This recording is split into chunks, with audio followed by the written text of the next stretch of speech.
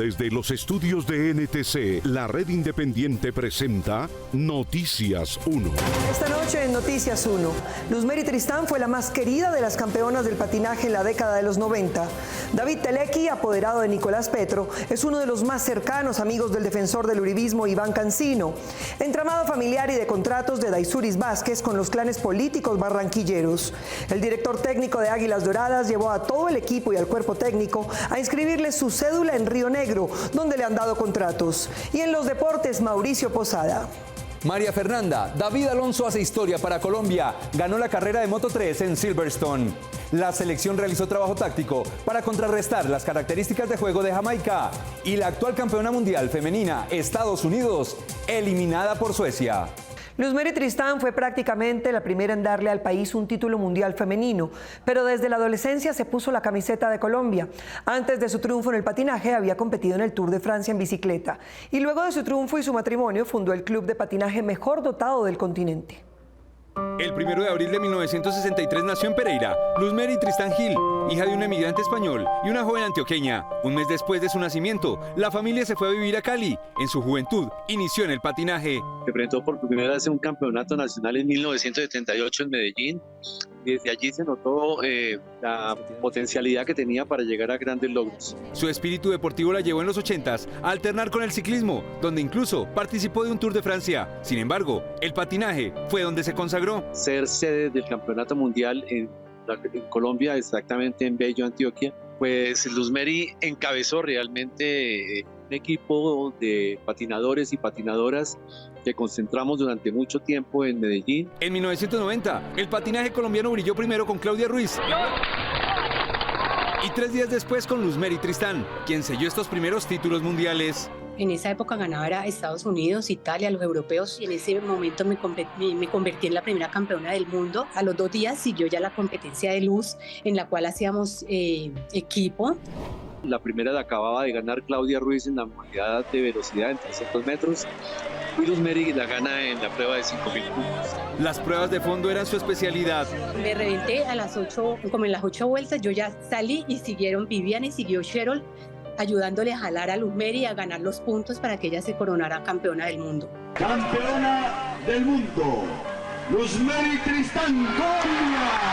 La pionera del patinaje, que a sus 27 años de edad se consagraba orbitalmente. Casano Dada, 1988, la primera medalla, jamás la olvidaremos, allí la acompañamos. Y en el 90 nos dio una medalla de oro que valía un potosí, después de que Claudia Ruiz había abierto esa senda de las medallas para Colombia. Pese a retirarse como patinadora de rendimiento, no se alejó de las ruedas. Empieza con 15 años en 1978 y hasta ayer seguía ocupada del tema del patinaje, ya no como competidora obviamente, sino como promotora y formadora de otros patinadores en Colombia. Y todos los de mi época que en estos momentos me han llamado, que están consternados, que no lo pueden creer, saben que Luzmeri fue nuestro ícono en el deporte. Incluso llevó a uno de sus hijos, Mario Valencia, a un título orbital, pero bajo los colores de Estados Unidos, al no recibir apoyo de Colombia. ¡Oro para Mario Valencia! Y siguió en el patinaje, consolidando su club en la MT y buscando futuras promesas para el deporte colombiano, hasta que se apagó su luz. Si bien no hay ninguna incompatibilidad legal para defender a Nicolás Petro por parte de quien recibió su poder, el abogado David Telequi, el pacto histórico se pregunta si la intensa amistad de Telequi con el abogado de uribistas Iván Cancino no es una estrategia política en medio del proceso penal que enfrenta el hijo del presidente. Un saludo especial para todos los presentes. Todavía constituyen un misterio las razones por las cuales el hijo del presidente Petro contrató a sus abogados para su defensa en el proceso abierto por la Fiscalía. Ratificados por Colombia. En principio, figuraron como apoderados de Nicolás Petro Juan Trujillo, penalista del externado, profesor, investigador y autor de varios libros. Y David Telequi, uno de los primeros defensores que tuvo el empresario condenado por corrupción, Carlos Matos. Tanto Trujillo como Telequi son viejos conocidos del litigio, pero al primero se le conoce por su carácter vertical, mientras que al segundo se le considera un negociador. Como defensa. En las primeras audiencias en contra de Nicolás Petro y Daisuris Vázquez, Trujillo enfrentó al fiscal Mario Burgos cuando denunció que su cliente estaba recibiendo un trato hostil de la Fiscalía. El derecho a la dignidad. Según trascendió, Telequi, sin consultar a su colega Juan Trujillo, acordó con Nicolás Petro y con el fiscal Burgos Burgos, la colaboración del imputado en una reunión a puerta cerrada a la que no le permitieron asistir a Trujillo. No debería por qué estar ahí. A la salida y ya en la audiencia, el fiscal Burgos aseguró que Trujillo se retractaría y pediría disculpas al fiscal. Funciones especiales. Trujillo no solo se negó a retractarse, sino que renunció a representar a Nicolás Petro, según dijo, por diferencias de criterio. El día de hoy, 2 de agosto, he renunciado a la representación jurídica en los procesos que se adelantan contra Nicolás Petro Burgos por diferencia de criterios que impiden que siga al frente del caso. Es decir, el hijo del presidente es representado por David Telequi, quien ha sido amigo, compañero de oficina y de causas de Iván Cancino, abogado de muchos personajes del uribismo, entre otros de Diego Cadena y Callita Daza, involucrada paradójicamente en el escándalo por financiación ilegal de la campaña de Iván Duque en la ñeñe política. Dejemos atrás conflictos. Cancino y Telequi fueron además defensores sociales, por ejemplo, del mal reputado exmagistrado de la Corte Constitucional, Alberto Rojas Ríos. La silla vacía dijo de Cancino y Telequi que son tan cercanos que se consideran hermanos. No hay ninguna incompatibilidad legal en que Telequi sea abogado del hijo del presidente, pero es al menos llamativo que él sea tan amigo de los declarados enemigos políticos del padre de Nicolás, cuya estrategia de defensa resultó ser atacar a su progenitor. Aunque la Fiscalía minimiza los cargos contra Daisuris Vázquez, los chats revelados y su historia personal le dan a ella una mayor cercanía con la clase política que les dio contratos públicos y donaciones. Ella tenía un hijo con Pedro Name, del clan Name, amistad cercana con Alex Char y negocios con la gobernación de Elsa Noguera. Víctor Ballestas. No acepto los cargos. Daisuris Vázquez es famosa hoy en Colombia por haber sido la denunciante de Nicolás Petro, su ex esposo e hijo del presidente. Nicolás Petro. En desarrollo del proceso penal derivado de sus declaraciones de presunta corrupción, ambos fueron capturados. El fiscal encargado del proceso les imputó los delitos de lavado de activos y enriquecimiento ilícito en el caso del hijo presidencial. En el caso de Daisuris, lavado de activos y violación de datos personales. Adicionalmente a ello, el fiscal Burgos le dio un trato especial a la joven por ser la delatora y, tal vez por eso, minimizó los abultados indicios de la comisión de otros delitos, tráfico de influencias y celebración indebida de contratos que involucran a Daisuris mucho más que a Nicolás, quien parece más un beneficiario pasivo de los dineros públicos mientras ella es la promotora de esas actividades. La trayectoria de Daisuris Vázquez, a pesar de su juventud, es abultada. Sobrina de César Vázquez, a cuyo nombre Daisuris puso una mansión para ocultar su propiedad. Su madre es Lisette Castro, una habitante de barrios populares que fue impulsadora en los almacenes Olímpica de los Char. Lisette ha sido tradicional activista en las campañas electorales de Alex Char, consiguiendo votos. La madre indujo a la hija en el mundillo político de Barranquilla. Así Daisuris conoció a Pedro Name, padre de su hijo menor de edad. El apellido Name es tan característico de las castas políticas del Atlántico como el de los Char. Pedro Name es pariente cercano de Iván Name, actual presidente del Congreso, y del senador José David Name, de la U, y expresidente de esa misma corporación. El ex esposo de Daisuris es beneficiario de contratos en las alcaldías de Barranquilla, dominadas por los Char. Al final, ¿quién pierde? Los audios y mensajes de su celular delatan la intensa actividad que Daisuris desarrollaba para conseguir contratos públicos para sí. Consta que ha sido beneficiaria de la Gobernación del Atlántico, cuya titular es Elsa Noguera, de la Casa Char, y madrina del hijo de Daisuris. Al menos durante 2 años, 2021 y 2022, obtuvo provecho de contratos para supuesta atención a personas de la tercera edad, a través de un grupo que llamaron Fundación Conciencia Social. Se los otorgó el secretario de Gobierno de Elsa Noguera, José Raúl Lacutir, quien a su vez fue secretario de Hacienda de Alex Char. Daisuris parece también tener una gran amistad con el propio Alex Char, actual candidato a la alcaldía de Barranquilla para suceder a su amigo Jaime Pumarejo, en una especie de autorreemplazo. Este fin de semana, la revista Cambio reveló unos mensajes de celular cruzados entre el candidato Char y Daisuris, en que él le anuncia que le ha enviado, comillas, 5 puntos. Para los barranquilleros, es claro que se habla de puntos por millones de pesos.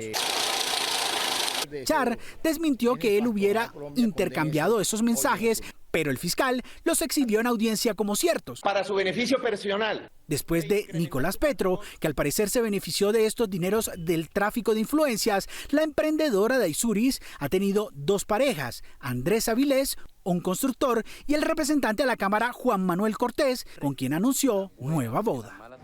Daisuris Vázquez publicó hace 30 minutos en su cuenta de Twitter un trino en el que afirma que el presidente Petro y el gerente de su campaña no sabían de los dineros que alias el hombre Malboro y alias el turco Ilzaca les entregaron a ella y a su exesposo, tal como lo había dicho Nicolás Petro. Alrededor del caso de Nicolás Petro se están definiendo las nuevas decisiones de los partidos en el Congreso, mientras que unánimemente el Centro Democrático intenta cambiar la agenda al juicio político.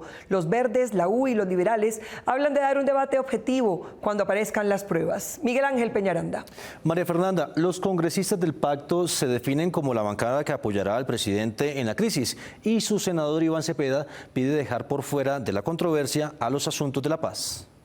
Congresistas de distintos partidos consultados por Noticias 1 tuvieron posiciones encontradas frente a la situación judicial del hijo del presidente Petro y sus declaraciones ante la justicia. De la ciudad de Montería. Miembros del Centro Democrático piden con urgencia que se abran las investigaciones del caso. Creo que son hechos muy graves que cuestionan la legitimidad de la elección y de los cuales el país necesita una explicación inmediata del señor presidente. La obligación que tiene el Congreso de la República es mantener la independencia frente al Ejecutivo. La Comisión de Acusaciones tendrá que cumplir su rol. En el Partido Verde solicitaron claridad antes de emitir opiniones contra el gobierno. Así como lo hemos solicitado en el caso de los dineros que ingresaron por parte de Odebrecht a la campaña de Juan Manuel Santos, o los dineros del narcotraficante Ñeñe Hernández a la campaña de Iván Duque. Hoy no se puede sembrar un manto de duda sobre la justicia y tampoco sobre el Ejecutivo. Hoy el presidente, hasta que no se pruebe lo contrario, es inocente. El senador Iván Cepeda dijo que esto no puede torpedear procesos importantes que adelanta el gobierno.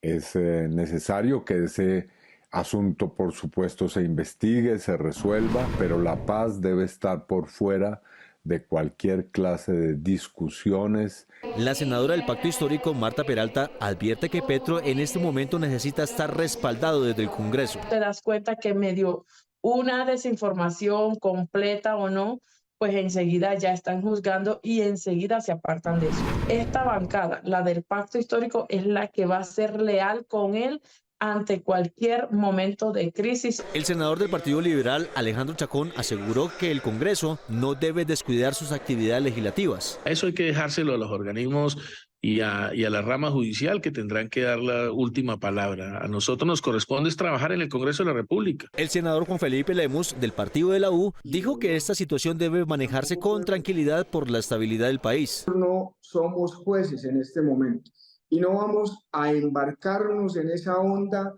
de la crítica destructiva, que no solamente le hace daño al presidente de la República, afecta a la institucionalidad. La Comisión de Acusaciones del Congreso anunció acciones para las denuncias que lleguen contra Petro en este caso. El presidente dijo que no está obsesionado con la aprobación de las reformas, pues es consciente de los obstáculos legislativos y políticos que éstas tienen. Pero los analistas encuentran que la laboral y pensional son deudas del Congreso con el país. Marta Olaya. María Fernanda, Petro le dijo al diario La República que las reformas las exigirá el pueblo tarde o temprano y los tanques de pensamiento están de acuerdo, inclusive con el sentido de estas, aunque sugieren algunas modificaciones. Una reforma de la salud y de las pensiones. Las reformas del gobierno que no prosperaron en la pasada legislatura del Congreso, como la pensional, la laboral y la de salud, tendrían un trámite difícil en este semestre, no solo por la turbulencia política que vive el país, sino porque ya se avecinan las elecciones de alcaldes y gobernadores, desviando la atención de los parlamentarios. Sin embargo, pese a las trabas que tienen estos importantes proyectos de ley en el Congreso, el presidente Gustavo Petro, en entrevista con el diario económico La República, aseguró que no tiene obsesión por presionar la aprobación de estas reformas. Yo prefiero cambiar la relación política en Colombia. Las reformas las va a exigir el pueblo, tarde que temprano. Allá el Congreso si decide tumbarlas. No, es que yo lo que estoy pensando es que no estamos obsesionados con su aprobación. El presidente reconoció que el ambiente político no es favorable, por lo que se concentrará en cambiarlo, pese a que las reformas sociales que propuso su gobierno son necesarias. El gobierno quiere aprobar sus reformas, pero que pues usted ha visto los obstáculos legislativos, que son mayores, y los obstáculos obviamente políticos, que siempre los habrá. Para los académicos, las reformas laboral y pensional son una deuda histórica y necesitan ser tramitadas. Que el Congreso pueda estar por encima de las dificultades políticas y enfrentar una tarea tan importante para el país que debió hacerse hace muchos años, incluso décadas. De ahí resultará de pronto la gran habilidad que pueda tener el Congreso como tal de ser movimientos o los ponentes de hacer los movimientos necesarios para poder darle trámite. Para los expertos, la reforma pensional propuesta por el gobierno es acertada, aunque requiere algunos cambios. La reforma pensional va en la dirección correcta, requerirá ajustes, pero es una reforma que está alineada con resolver los principales problemas de nuestro sistema pensional. Se espera que en los próximos días el gobierno vuelva a presentar ante el Congreso la reforma laboral, la única que no fue discutida en la pasada legislatura por falta de quórum. Entre los cambios contemplados en esta iniciativa están la generación de empleo, la reducción de la informalidad y las nuevas formas de trabajo. Al presentar el balance de las inscripciones de candidatos para las elecciones regionales de octubre, la Registraduría alertó sobre 27.000 alertas de transhumancia electoral y Noticias 1 encontró en las redes las evidencias de otro, todo un equipo de fútbol llevado por su dueño a un puesto de la Registraduría. El próximo 29 de agosto vence el plazo para inscribir la cédula de ciudadanía a quienes han cambiado de lugar de residencia para que así puedan votar en las elecciones regionales del 29 de octubre. Señora Procuradora, que usted me había preguntado. La Registraduría y la Procuraduría el viernes pasado alertaron por 27.000 casos de transhumancia electoral en todo el país, un delito tipificado en el Código Penal, y se refiere a la acción de inscribir la cédula para votar en un lugar distinto a aquel en que se reside irregularmente. Y nosotros no podemos permitir que esto siga ocurriendo, menos en esta etapa electoral que va a definir el rumbo de nuestros municipios y departamentos. En la jornada de inscripción de cédulas. En Río Negro, Antioquia, curiosamente fue promovido un video en redes sociales en donde se ve a toda la plantilla de jugadores y directivos del equipo Águilas Doradas en ese municipio inscribiendo sus cédulas para las próximas elecciones. Participando por la democracia del país, inscribiendo las cédulas para las elecciones territoriales del año 2023. En la narración del video se resalta que es un gesto democrático que voluntariamente han querido hacer los jugadores en Río Negro, así no vivan en esa municipalidad. Águilas Doradas se suma a las elecciones territoriales. Como si se tratara de una actividad curricular de entrenamiento, los jugadores del equipo tuvieron que asistir a la jornada. Algunos asentaban el compromiso que les dieron. Colaborando con las elecciones de este 2023. Durante la transmisión en la red social del equipo, el narrador fue reiterativo en afirmar que era un ejercicio democrático. Contribuyendo a la democracia. En la plantilla también hubo jugadores de otro país que iban a escribir su cédula. También se unen los extranjeros del plantel a nuestra jornada electoral. Un saludito para la red, profe, estamos en vivo, el profe Jesús Farías. El equipo Águilas Doradas, que tiene ubicación en Río Negro, ha recibido en los últimos años contratos millonarios con la alcaldía, administrada por Rodrigo Hernández del Centro Democrático y amigo político del uribista Federico Gutiérrez. Yo les digo cuándo. Aunque Federico Gutiérrez se inscribió por el partido Creemos, recibe todo el apoyo de su jefe natural Álvaro Uribe, quien le ha hecho campaña por las calles de Medellín. A que votemos por Federico Gutiérrez a la alcaldía. Federico Gutiérrez hace una semana le dio el aval al candidato a la alcaldía de Río Negro, Jorge Rivas, quien según los medios regionales sería el ungido del actual alcalde del municipio. Salió el índice de precios de la hamburguesa, que resulta cara para los países en los que se come más arepa que pan, lo que indican los indicadores. El índice Big Mac, en el que la revista The Economist calcula el precio promedio de una hamburguesa de marca en cada país, tiene en el primer lugar a Suiza, en donde sin gaseosa vale $7,26. Y en el último a Venezuela, en donde vale $1,76. En Argentina vale $5,31, en Costa Rica $4,96, en Chile $4,75, en México $4,19 y en Colombia $4,16. Esto indica que aquí sale más barata la arepa con chorizo. Esto es lo que indican los indicadores. El primer paso para tener unas finanzas sanas es un diagnóstico.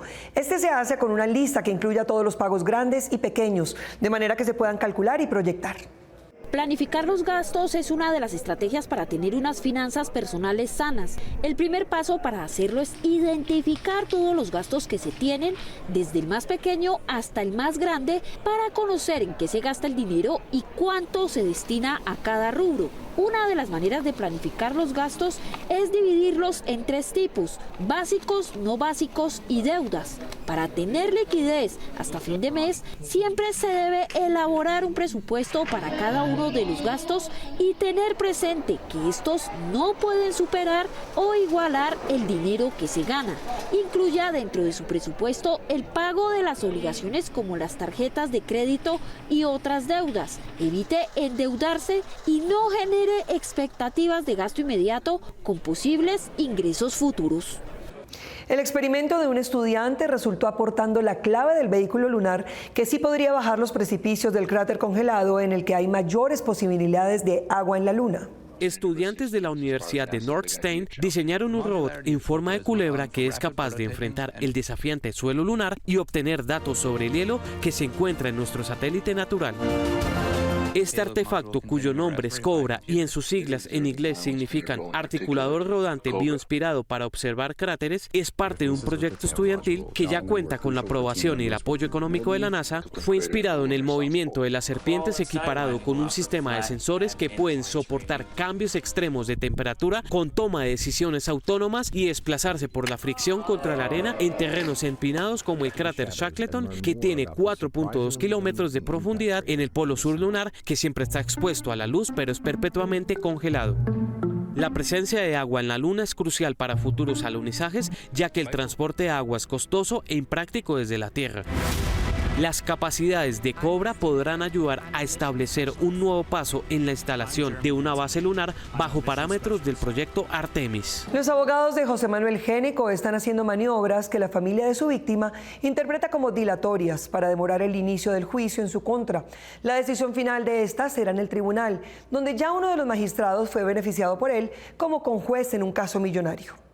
El impactante caso judicial por el asesinato del 5 de octubre de 2021 de María Mercedes Génico en San Andrés, cuyo esposo José Manuel es el principal sospechoso de haber cometido el crimen, se enreda cada vez que intenta avanzar por las maniobras dilatorias del encartado y sus abogados, según dicen los familiares directos de la víctima. Una tragedia familiar en todo sentido. Las dilaciones denunciadas por las víctimas están documentadas. Un séptimo intento de obtener la libertad del presunto asesino por vencimiento de términos se realizará el próximo viernes 11 de agosto. El proceso, que es el caso de mi mamá, está acompañado en paralelo por esta lucha constante que tiene la defensa, una lucha casi descarada incluso con nosotros las víctimas, de que José Manuel salga libre. El pasado 25 de julio, cuando después de casi 2 años se instalaría el juicio, Génico no asistió a la audiencia programada y su abogado tampoco, excusándose por tener dolor de cabeza. Una cefalea, como lo dicen elegantemente. Otra fórmula del imputado Génico para frenar el avance del caso es cambiar de abogado. El 31 de julio pasado, justamente le revocó el poder a su abogado Wilson Cadena, pero este mismo, extrañamente, radicó una denuncia contra los fiscales que llevan la investigación, entre ellos Mario Burgos, el mismo del proceso contra Nicolás Petro. El poder de Génico en la isla, según múltiples fuentes consultadas por Noticias 1, es evidente y constante desde hace 2 décadas. El tiempo lo que va demostrando es que el alcance de José Manuel es un poco más amplio de lo que yo siquiera pude imaginarme. La familia tampoco sabía que el imputado no solo se enfrenta a la justicia por este caso, ha tenido otros líos por su ejercicio como abogado. Ya no tienen miedo a de pronto hacer que José Manuel pague las consecuencias de su actuación, ahora que de pronto ya tiene estos otros procesos y tiene, digamos, a las autoridades en la mira. Noticias 1 encontró que José Manuel Génico actuó como conjuez ponente,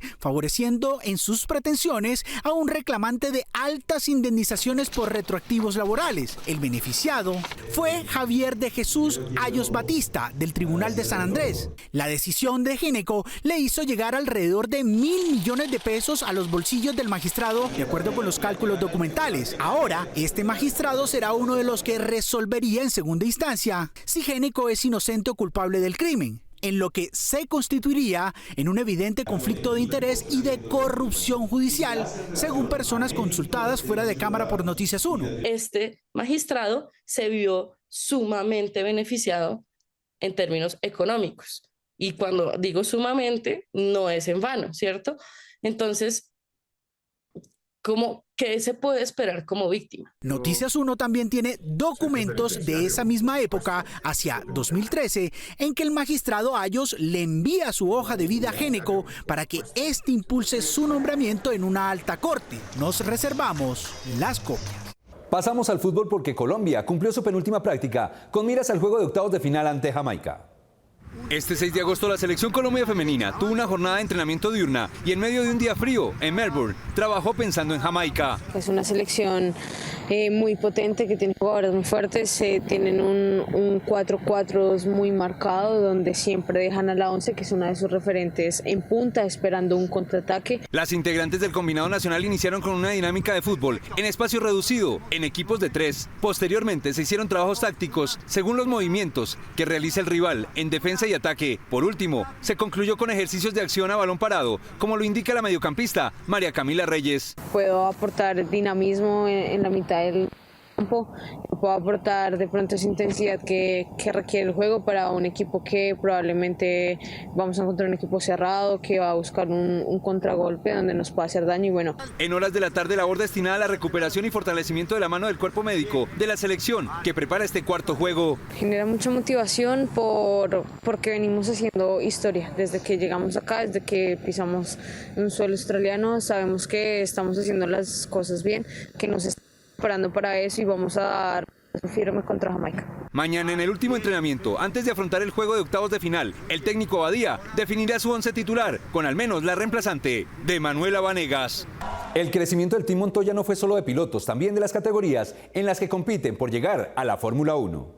Yo estoy tratando de crear pilotos para llegar a Fórmula 1, para poder llegar a Indy, carreras de duración, lo que quieran hacer, pero pilotos top. Directo como en su conducción, así habla Juan Pablo del Team Montoya. Yo no estoy buscando que salgan en el periódico con la bandera de Colombia diciendo que ganaron en algo cuando no hay nivel ni competencias. 4 pilotos en 4 categorías distintas con un solo fin. Mostrar a la gente el proyecto, que la gente conozca más a los niños, que las empresas conozcan más a los niños y todo, y tratar de conseguir ayuda de la empresa privada. El proyecto del equipo inició en los karts y ahora estos pilotos han crecido. Llevo con él 5 años. O sea, yo estaba muy pequeño, tenía como 6 años y lo conocí fue aquí y después empezamos a correr en los Estados Unidos.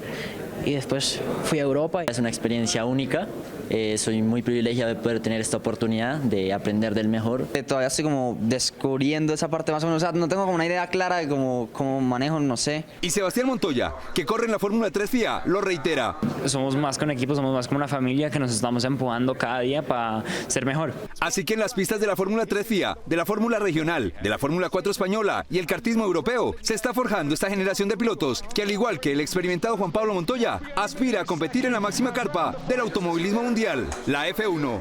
Síganos en nuestras redes sociales, YouTube, Facebook, Instagram y Twitter. Nos vemos en las redes sociales y mañana en el aniversario de la Batalla de Boyacá, aquí en Cable Noticias, con las mejores noticias del fin de semana. A ustedes, gracias por elegir la independencia.